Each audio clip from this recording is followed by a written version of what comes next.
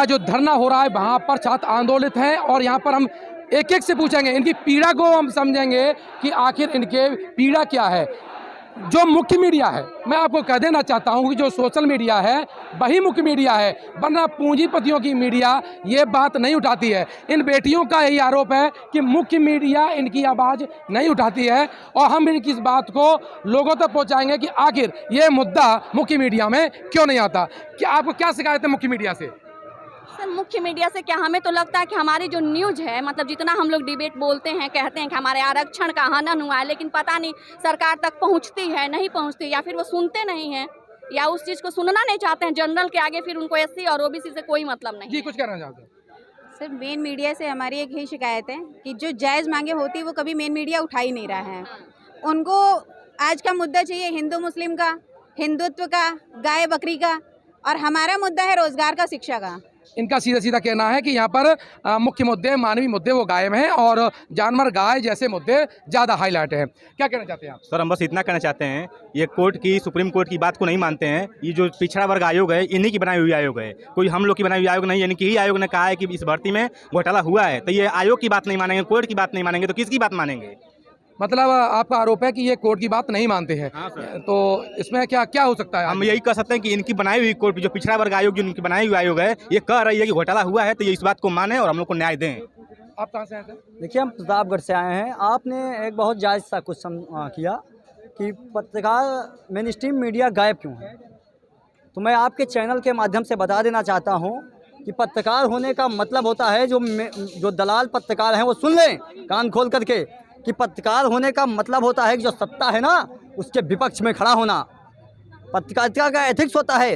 मैं आपको ज्ञान नहीं दे रहा हूं पत्रकार साहब, आपके चैनल के माध्यम से बताना चाहता हूं कि दुनिया का इतिहास उठाकर देख लीजिए।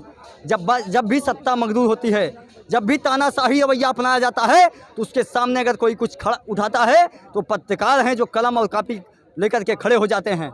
इसलिए आज पत्रकारिता के भी सवाल पर सोचना पड़ेगा, क्या आप लोग असली आज़ादी में हैं? क्या आप अपनी आज़ादी से पत्रकारिता कर पा रहे हैं? हम समझते हैं कि बिल्कुल नहीं कर पा रहे हैं। इनका सीधा सीधा आरोप है कि मुख्य मीडिया पर, यानी हमारे ही जो वर्ग पर एक आरोप है कि हम इनकी जायज़ बातें नहीं दिखाते हैं। सही बात है कि अगर इनके चूँकि जो समाज का जो दर्पण होता है वो साहित्य होता है, समाज होता है, और एक दर्पण आपका मीडिया भी होता है जिसके माध्यम से हम मुद्दे लेके जाते हैं। अगर हम ही इनकी जायज़ बातें नहीं दिखाएंगे तो सत्ता मगरूर होना आवश्यक है और ऐसे आंदोलन होना। लेकिन इस आंदोलन में ये जो भटकाव है, आज के जो नेता हैं वो अगर कोई मुद्दा छेड़ते हैं तो क्या आप लोग उधर मूव नहीं कर जाते हैं? देखिए, ऐसा है, आपने कहा कि जो मुद्दा छेड़ते हैं, अगर मुद्दा उनका जायज़ होगा तो हम मूव करेंगे, मुद्दा जायज़ नहीं होगा तो बिल्कुल मूव नहीं करेंगे। इस देश के युवाओं से मैं एक आह्वान करना चाहता हूं कि हे मेरे देश के युवाओं, उठो जागो, शक्तिशाली बनो, उठो जागो, शक्तिशाली बनो, लक्ष्य प्राप्ति तक रुको नहीं, क्योंकि बलि हमेशा बकरे की दी जाती है। युवा साथियों, जब तक अपना हक और अधिकार इस सरकार से, इस गूंगी बहरी सरकार से छीन ना लो, तब तक आप लोग अपने घर पर चैन से मत बैठो। मेरे युवा साथियों, अगर ऐसा ही भगत सिंह ने सोचा होता, ऐसा ही अशफाक उल्लाह खान ने सोचा होता कि हम लड़ाई लड़ेंगे, जेल चले जाएंगे, मारे जाएंगे, तो क्या आज हमें अंग्रेजों से आज़ादी मिल पाती? बिल्कुल नहीं मिल पाती। इसलिए मेरे युवा साथियों, उठो देश के वीर जवानों, तुम सिंह बनकर दहाड़ दो। उठो देश के वीर जवानों, तुम सिंह बनकर दहाड़ दो और एक न्याय का झंडा उस आरक्षण चोर शिक्षा मंत्री के सीने में गाड़ दो। देखिए, जिस ओर जमाना चलता है उस ओर जवानी चलती है, यानी युवाओं, जहाँ युवा चलेंगे वहाँ देश चलेगा, देश की राजनीति चलेगी। और युवाओं से अलग हट कर के जो भी सत्ता में मगरूर हुआ है वो इस धरती में मिट गया है। निश्चित रूप से इनकी पीड़ा जायज़ है, इनकी बातें जायज़ हैं, और सत्ता में मैं भी ये कहना चाह रहा हूँ मीडिया के माध्यम से, अपने वर्ग के साथ माध्यम से, कि इनकी जायज़ बातों को आप सदन में उठाइए। अभी जो साथी थे उन्होंने स्पष्ट कहा कि मानसूत्र गुजर गया, मान सत्र सदन में गुजर गया और इनका मुद्दा नहीं उठा। इनकी पीड़ा जायज़ है और BCNC न्यूज़ इनके साथ में खड़ा है। धन्यवाद। हम कह रहे हैं कि हम किसी से भीख नहीं मांग रहे हैं, हमारा हक और अधिकार है। और जिस किसी भी मेरे सवर्ण भाई को, जिस किसी भी जनरल कैटेगरी के भाई को आरक्षण से दिक्कत है, मैं उनसे चैलेंज करना चाहता हूं कि आए वो मुझसे डिबेट करें।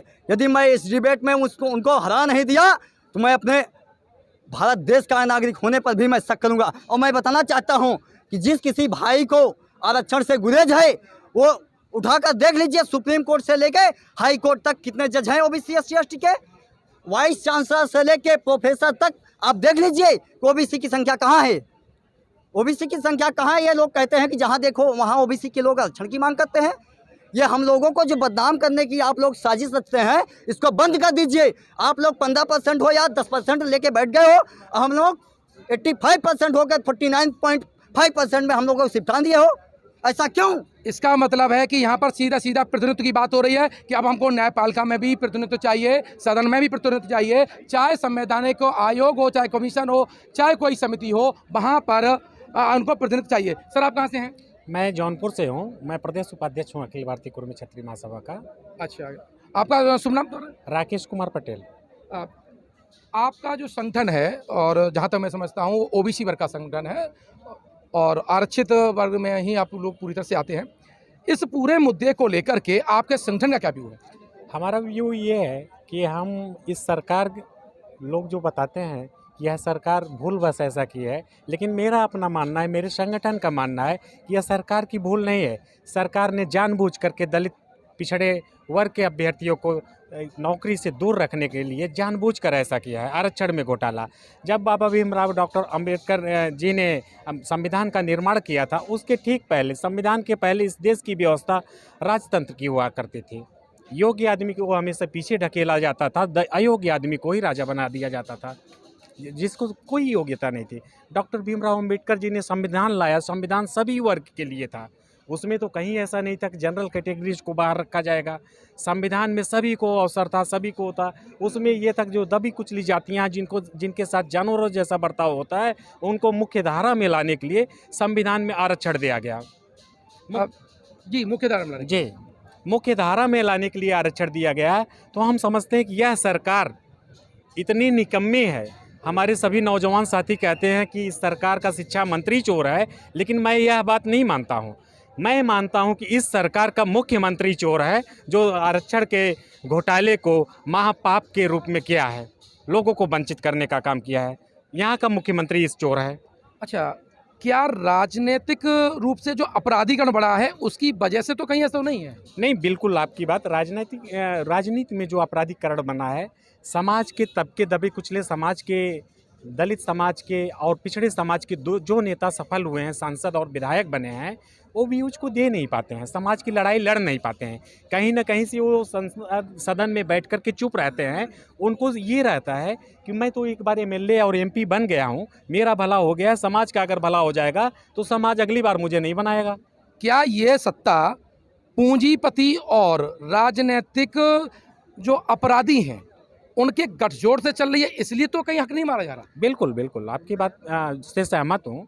राजनीतिक गठजोड़ जो अपराधी और पूंजीपतियों का है, और जो आज देखिए इस समय यहाँ जो आंदोलन इको गार्डन में चल रहा है, 69,000 सहायक अध्यापक भर्ती से जुड़ा आंदोलन है। देश का सबसे बड़ा आंदोलन सिंधु बॉर्डर पर चल रहा है, जो वर्षों से, लगभग वर्ष होने को है, किसान आंदोलन। आज उनके खेतों में पूंजीपति बैठा हुआ है, किसान जाके सड़कों पर बैठा हुआ है। सरकार किसान की नहीं सुन रही है, पूंजीपतियों की सुन रही है। पूंजीपतियों का कोई भी मुद्दा एक दिन में ही सदन में रातों रात पास कर दिया जाता है, उसका बजट कर दिया जाता है, लेकिन किसान आंदोलन आज वर्ष भर होने को है, उनकी बातें नहीं सुनिए। दुर्भाग्य है इस देश का कि अन्न पैदा करने वाला व्यक्ति, लोगों को पेट में अन्न देने वाला व्यक्ति आज सड़कों पर बैठा है। पूंजीपतियों लोग जा करके उनके खेतों पर कब्जा किए पड़े हैं। सीधा सीधा यहाँ के युवाओं का आरोप है कि किसानों के अधिकारों पर कुंडली पूंजीपति और नेता मारे बैठे हैं। वहीं वर्तमान में मुख्यमंत्री और यहाँ के जो वर्तमान सरकार है, वो इन बच्चों के अधिकारों पर कुंडली मारी बैठी है। से हूँ, मेरा नाम सचिन गंगवार है। सचिन गंगवार है। हाँ आप इस आंदोलन में मतलब? सर, मैं इस भर्ती का एक अभ्यर्थी हूँ। मतलब आप स्वयं भुक्तभोगी हैं? हाँ सर, पूरी बात तो ये है, जो माननीय शिक्षा मंत्री हैं, जिन्होंने आरक्षण की चोरी करी है, वो पूरी एक रचित एक षड्यंत्र था। क्योंकि 30 तारीख को सर लिस्ट जारी होनी थी, जब इनके अधिकारियों को, जो सब सर जनरल अधिकारी बैठे हैं वहाँ पर, सावर्ण के अधिकारी, जब उनको पता चला कि हमारे सिर्फ 8,000 अभ्यर्थी सिलेक्ट हो रहे हैं, तो इन्होंने एमआरसी का नाम लेके हमारे आरक्षण के साथ खिलवाड़ किया। पहला नंबर वहीं से आरक्षण की एमआरसी क्या है? एमआरसी कुछ था ही नहीं, वो मेरिटोरियस था। वो बताना नहीं चाह रहा हूँ, क्योंकि यहाँ पर सीधे आरक्षण चोरी हुई। ठीक है। उसके बाद ये कहते हैं, विधानसभा में अभी इन्होंने सफाई दी थी, क्योंकि विपक्ष के नेता हैं, माननीय उनका नाम नहीं पता, शिक्षा मंत्री है, उन्होंने कहा था कि आरक्षण की चोरी हुई है। तो उन्होंने कहा कि हमने 18,000 के सापेक्ष 30,000 सीटें दी हैं ओबीसी को। अरे हम कहते हैं हम में दम है, हम में प्रतिभा है, हम 69,000 की 69,000 सीटें ले जाएंगे। बिल्कुल, इनका यहाँ पर जो छात्र हैं वो कह रहे हैं कि हम अपनी मेरिट और के आधार से, अपनी प्रतिभा के आधार पर सारी की सारी छीनने की क्षमता रखते हैं।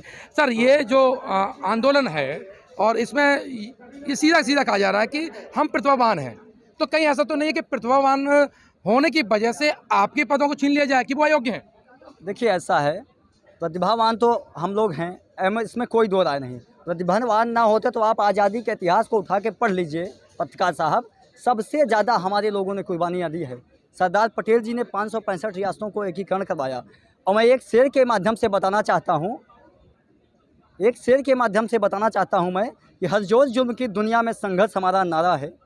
हर जोर जुल्म की दुनिया में ये गूंगी बहरी सरकार जो लखनऊ में बैठी है ना, ये सुन ले कान खोल करके कि हर जोर जुल्म की दुनिया में संघर्ष हमारा नारा है, और जो रोकेगा ढह जाएगा, युवा साथियों की ये धारा है।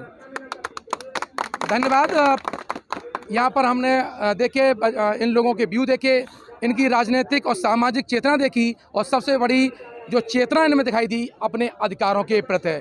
हम भी अपने अधिकारों के प्रति सजग रहेंगे, इनकी बातों के प्रहरी रहेंगे। मैं हूं देव प्रताप सिंह, BCNC न्यूज़, लखनऊ।